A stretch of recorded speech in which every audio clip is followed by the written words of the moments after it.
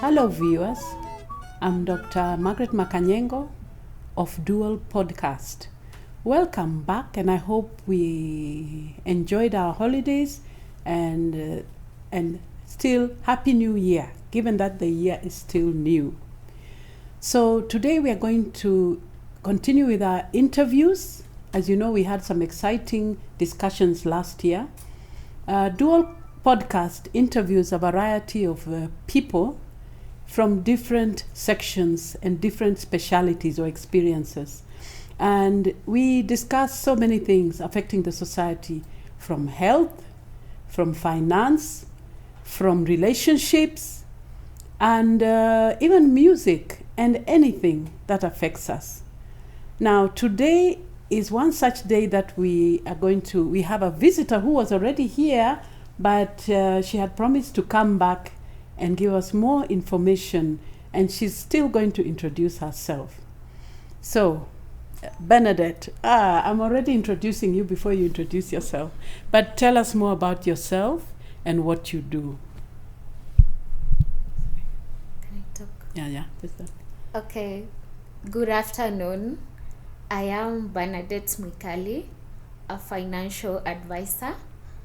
I help business people, individuals, and communities on how to manage money, risk management, and estate planning.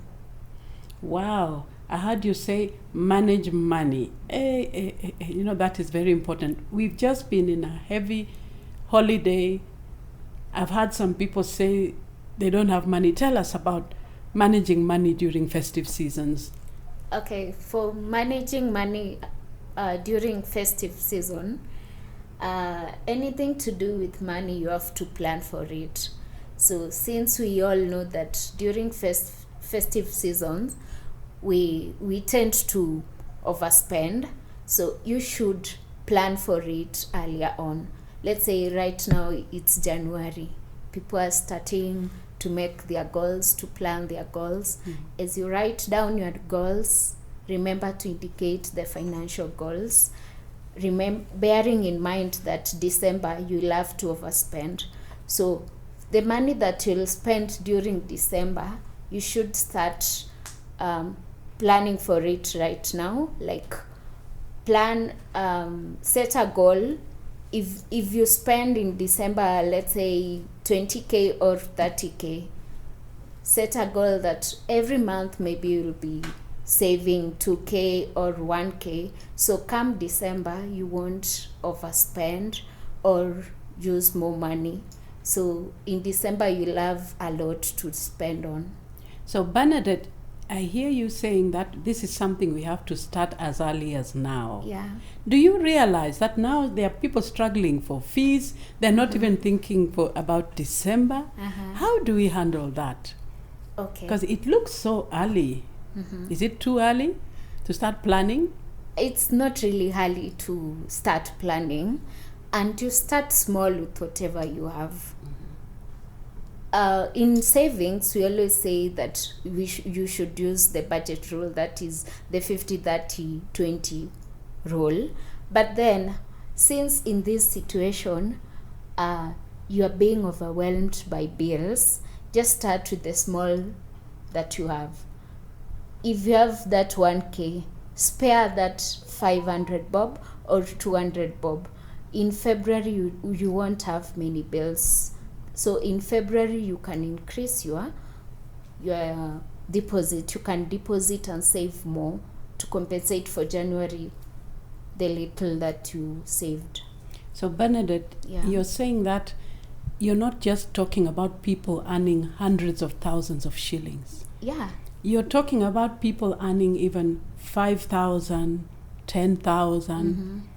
Even 1,000. 3,000, 1,000. Yeah. Wow. Remember, bills occur to everyone. Everyone has bills to sort. And emergencies don't choose people. If an emergency occurs to someone earning more money, it will still occur to this person that is earning even 5,000 or 1,000. So for them, they must plan earlier on planning earlier on. I hope Yeah. viewers are hearing those very important things. You know, I think many people don't plan. My experience from what I know is that many of us do not plan earlier. Yeah. Now, before we even continue this conversation on how to manage your finances at whatever level, tell me about financial advisor. You said you're a financial advisor. Yeah. Wow. Now tell me, who is a financial advisor? A financial advisor is someone, just an expert in finances that helps people on how to manage their money, on how to set their goals, financial goals literally, and also estate planning and plan for their retirement. Okay. Yeah. So you mean I can come to you, Bernadette, for help, because I would like to plan all these things. Yeah. Although I'm retired, but I'm not tired, I'm still working. Someone like me, do I need you? Yeah, you really need me. Remember bills? You're still paying bills. I wish there was a way we could live without paying bills. Unfortunately, we can't avoid that. Yeah. Bills are okay. part of us. So a financial advisor you mentioned does the kind of things that you've just highlighted again? Yeah. Just for those who didn't hear, just repeat them again. Estate planning. Estate planning. Estate where you stay, or estate your business? When you talk of estate, sorry for ignorance, but some people wouldn't know what you're talking about. What do you mean by estate planning? It's about the assets. You know, in investments, you should diversify. True. Invest both in finance, money, that is cash, and also invest in something like assets. So, Bernadette, if I have a picky, then I have an apartment, what is an asset? What is it? Are those part of the investments you're talking about? I have a picky, I'm hiring. I have a apartment where I'm renting. Are those part of examples you're saying of investments? On the estate planning, you are planning for your generation. Yes. Something that they can benefit from. For instance, you can choose, maybe you'll be investing money to buy maybe a plot. That plot will generate money for your generation. Okay. Yeah. So to me, someone like that has to be someone who is thinking about their family, concerned and planning for them. Yeah, but everyone should be thinking of that. Because I know there are people who you think of yourself. Do you ever come across such cases? Yeah. Yeah, and that would be a challenge, isn't it? Yeah, it too. Okay. So now, that's part of the work you're doing. Now, who needs a financial advisor? I'm assuming rich people don't need or poor people do not need a financial advisor. Am I right? Not really. Okay. Everyone needs a financial advisor. In every step of our journey in our life, we need a financial advisor to walk with us through that journey. For instance, right now, for your age, you are retired, right? Yes. If you are retired, you'll need someone that will help you to know how to manage the little funds that you have, since you don't know how long you live. And then True. for young people like me, we still don't have so many responsibilities. For instance, for me, I don't have those responsibility like education, but right now I'm thinking of maybe investing more, so that once I get those responsibility, I'll be able to manage them. So everyone needs a financial advisor, because as we grow, we get different needs. Yeah. For instance, right now your need might be maybe on the medical. Maybe you've been struggling with your health, so you'll need a financial advisor to help you know how to save money for this medical insurance. So viewers, are you hearing that? We all need financial advisors. And then there's something else she's saying, that irrespective of how much you earn, you can earn 1,000, 10,000, 1 million, you still need a financial advisor. Yeah. Yeah. Okay. So tell me, what are some of the scope of packages a financial advisor? What are some of the packages that can be offered by a financial advisor that are beneficial to your customers? Okay. We offer different packages, but it depends on the age of the client, on the customer, and also it also depends on your priority or need. For instance, if you are a family person, a priority is on education. Right now, many people are really struggling with school fees. Yeah. If someone planned really well, they'll have money to cater for the school fees. But someone who doesn't have a family, they're not thinking of school fees right now, but they might be thinking of something like investing. We always say, let money work for you. Yeah. And have many streams of income. If you are employed, you can't depend on one stream of income. Otherwise, you'll never generate wealth. Yeah, so we have different packages for different people. For instance, if someone is a family person, that person needs an education policy to cater for the needs of the children. And we always take education policies for protection of the kids in case the policy holder is the parent taking the policy. If they are not there, you should ask yourself right now, if you're not there, will my kids still go to the same school that they are going to? For instance, if they are going to an international school, we might say maybe I have lots of money that they can study. But in an event that maybe death occurs and you're not there, and then unfortunately your relatives have to take up the responsibility of rearing your children, will they consider paying school fees for your kid in an international school while there's, for instance, they are schooling in a polling station school? Wow. Will they really consider paying for your kid?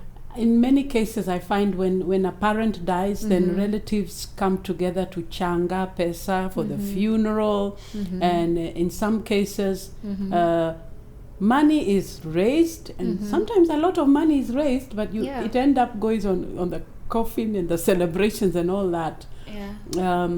And sometimes some people raise the money and have enough money for the kids' fees. Yeah. What advice will you tell viewers, Bernadette? Because this is a common practice where burial, people fundraise, and people forget to remember that these kids need an education. Should they put it in insurance, or how would you advise such cases in the event of death? People should plan for their kids way earlier, because in an event that death occurs, insurance takes up that action of paying for the kids' education. Yes. And this will avoid cases of maybe your relative wants the kids to go to the same school their kids are going to. For instance, if it's you that you've been given, let's say your brother had saved, let's say, 5 million for the kids, and then you are given that mandate to school to educate the kids, and let's say your kids are paying school fees of 100k or 50k, yet your brother's kids will be paying 500k. Will you really pay for them 500k? Bernadette, how do you make sure that a relative does not squander money that has been allocated for the children once the parents have died? Okay. That's a good discussion. Yeah. But I know it has happened. You've had. Yeah. So As someone, maybe you've worked with some insurance companies. How do they ensure that that money, you know, when you give someone 5 million, you can decide, let me marry a second wife or build a house or something, you know. How do we ensure that you protect the money? As you take an insurance cover or insurance policy, that is education one related to the kids, we always advocate for beneficiaries. And beneficiaries, we prioritize someone that you believe in, that can take care of your kids. Someone you trust? Yeah. Okay, so trust. For instance, important. maybe your parent, and also your wife or your husband. But in a case that you don't trust anyone, you can choose an insurance company to be the beneficiary. So in an event that this occurs, so the insurance company will pay for the school fees for the kids. So you're saying, Bernadette, one of the benefits of as a financial advisor is to take on insurance policy which covers your health, education, and that's one, isn't it? Yeah. As well as it just covers education, family or education. Yeah. As well as also education for the children in the event that a relative passes away. Yeah. And wow, so I'm sure there are many other things that as a financial advisor, many other kind of support packages that you offer your clients. Other packages that you can offer, that we offer, are maybe medical insurance. Oh, you know, I'm a medic, Bernadette. Yeah, so I'm interested in that. So in medical insurance, health is uncertain, and everyone ought to have an health insurance. For instance, in our country, currently, you have to pay so that you be treated nowadays. And what of SHA? Okay. You can have both, because it depends on how regularly do you get sick. Oh, yeah. For instance, someone that goes to hospital, maybe in 2025, they spent like almost 6 million. Can SHA pay 6 million? No, I don't think so. So maybe for someone that has they frequent to hospital, they can consider having both a private insurance cover, and also SHA. Wow, viewers, we are learning a lot. So everybody needs to have SHA. Yeah. Everybody needs to have other medical insurance, if possible, if they can afford. Yeah, and for medical, if you are an employer, you can take for your employees. And it's way cheaper compared to someone taking it as an individual. So if you're an employer, you say it's cheaper because the numbers are large? Yeah. Now, what if I have a chama or just we are a family, a relative, say we are about 50 relatives. Can we come as a group, take insurance and get a cheaper package, or it has to be employees? Unfortunately, for medical, we only allow for companies. I thought even our chamas. For chamas, we can only give them the last expense. The last expense is the money that you are given if member of the chama dies. Oh, I didn't even know you have that. Yeah, we really do offer such. So a lot of people in chamas, and I know so many viewers watching here are in chamas. You know, there's a benefit that if you go to some insurance companies, they'll give you a last expense. So that it's not a struggle to do fundraise, you know. Sure. Yeah. Okay, that's important. What other packages do you have? Okay, for the chamas, they can also invest in insurance companies. Like, for instance, if you contribute per month, and maybe the purpose of the chama is to invest. You don't do the merry-go-round. You know, for merry-go-round, you can invest once you meet, someone takes all the money. Bernadette, I'm going to ask you a question. Mm-hmm. So many women group, including one of the ones I'm in, we do merry-go-round. We've done merry-go-round for years. Mm-hmm. And okay, what can we do? Can you advise? Mm-hmm. What can we do with merry-go-round?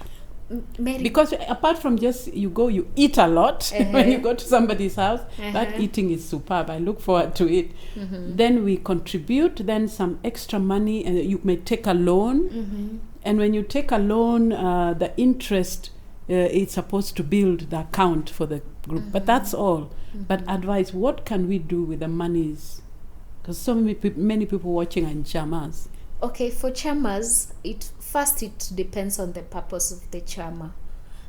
If the purpose is on lending out money and taking out loans, maybe that merry-go-round will apply. Okay. But then for some chamas, they plan maybe to invest and partner in businesses.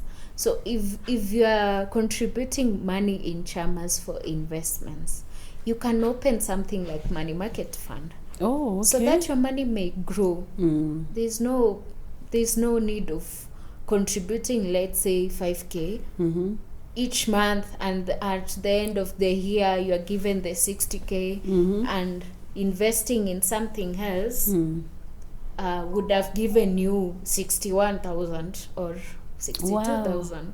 I hope viewers are enjoying this talk, that even as chamas we can invest in money market. Yeah. Because normally what happens is whatever monies that remain in the merry-go-round, it just goes to sit in an account and look at you. Now, it's not really growing as you like it. Tell me about money market. Tell us about money market accounts. Okay. What kind of interests? Okay, for money market fund, money market fund is a short-term investment or medium-term. It depends on your goal. But then on the interest, it fluctuates daily depending on the economy.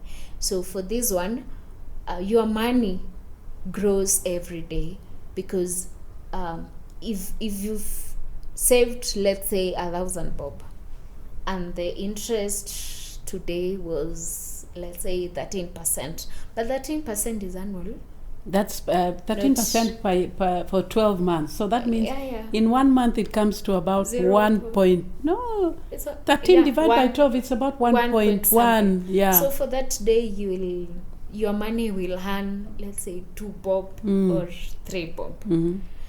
So since it compounds daily, you'll get to have more money compared to just contributing 5K. Let's say in your chama you are contributing 5K and you aren't saving anywhere. Maybe you are sending, some people send to people's M-Pesas and they can even hit the money and quit the chamas. Wow. That's good news. I'm learning a lot from you. Also for chamas, we always have apps. An app where you can track how the money is growing, and also invest via the app. So you'll get to know how the money is growing. And for chamas, you have to select 3 people. Let's say the secretary, the chairman. Treasury. So the 3 will be able to see how the money is growing. And also in case of withdrawal, the 3 should go consent for it to be withdrawn. So there's no any case that the treasurer will just evade with all the money. Wow. Since the 3 people should consent. So what I'm hearing, that is starting that money market savings, you save money, even if it's 2 or 3 bob, but the interest it makes on that day generates again more interest, not on the old amount, on the new amount is compounded. So that in the end you find you're getting a higher interest. I wish I would know how much time we have. Good. I think we are doing well, and we're really learning from you, Bernadette. So, give us this last remaining 5 minutes or so. Just tell us, what are the advice that you're going to give young people, and all, especially young people and retirees and people with low income, to encourage them to get a financial advisor? And are you available, and how? So tell us from there. What I will say is, first of all, you have to cut on your cost. If maybe you overspend, maybe buying a shoe worth 5K, and you can see that your finances can't fit that, just live within your means. And also, wearing one shoe within two months or 3 months, it's not a big deal. So there's no need of getting like, you find some people buy like 5 shoes or 10 shoes. You can just decide, get one shoe so that it can serve that service for the moment, and the rest of money, save it for emergencies. Another thing is, start saving from as low that is as much you are earning. Let's say you have 5K or you have 2K. Just start saving from that. Yeah. Another thing I would say about young people, don't just do things just for show off. For young people, they want to social media. They want to show people in the social media that they are doing well, and maybe through peer pressure, you've gone to Instagram, you've seen this person is doing this, and you want to copy them. Just live within your means. Showing off doesn't pay well. Is it a common problem for young people to be under peer pressure to show off, or to they want to get go likes for the latest design? Yes, they've not saved anything. Okay. So they should prioritize what's important. So another thing I would say about young people, it's not too early to save. Most of us young people, we always say that the older people are the ones that you should save. And also, we tend to say that since we don't have many responsibilities at the moment, we don't see any need of saving. But then we should plan on how to save. Planning how to save. Yeah. And start small. Start with that 1K. When you save the 1K for, let's say, 5 months or 6 months, it will become an habit. So what you're saying, benefit, sometimes when there are people who will save the 1K, you save the 500. Then when the day, no, I'm going for a party, I need money, they go to their savings to withdraw what they're saving. So how should we handle such money that we are saving?